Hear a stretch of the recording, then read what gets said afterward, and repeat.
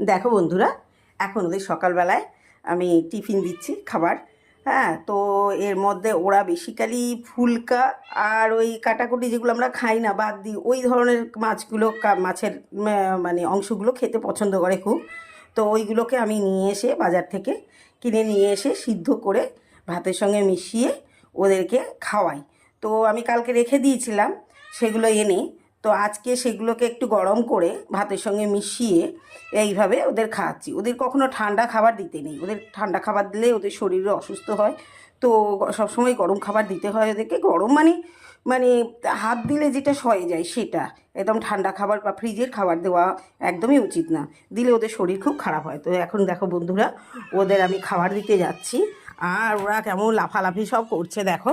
এই যে আমার ওদের প্লেট আছে, ওদের খাবার দেওয়ার জায়গায় এইটা, ওরা এখানে খায়। তো এই আমি ওদের খাবার দিয়ে দিলাম, এই সবাই মিলে এসছে। হ্যাঁ, তো এখন 4 জন আছে। তো আমার 5 জন হয়, 5 জন আছে বিড়াল, 5টা বিড়াল আছে। তো এখন 4 জন বিড়াল খাচ্ছে, এই বুড়িমা সেই বুড়ি খাচ্ছে। আর ওদিকে কালটিমণি আছে, ওদিকে সাদা ধবধব আছে, আর এটা জাম্বুয়ান। এই 4 জনে মিলে এরা খাচ্ছে। আর একজন আছে খোঁড়া। হ্যাঁ, তাকে পরে তোমাদের দেখাবো এবং তার গল্পও পরে বলবো। আজকে আপাতত এইটুকু। তোমরা কে বিড়াল পছন্দ করো আর বিড়ালের যত্ন কিভাবে নেবে সেটা তা কমেন্ট করে জানিও। যদি কিছু বলার থাকে তো লাইক, কমেন্ট এবং শেয়ার করো ভিডিওটাকে। Thank you.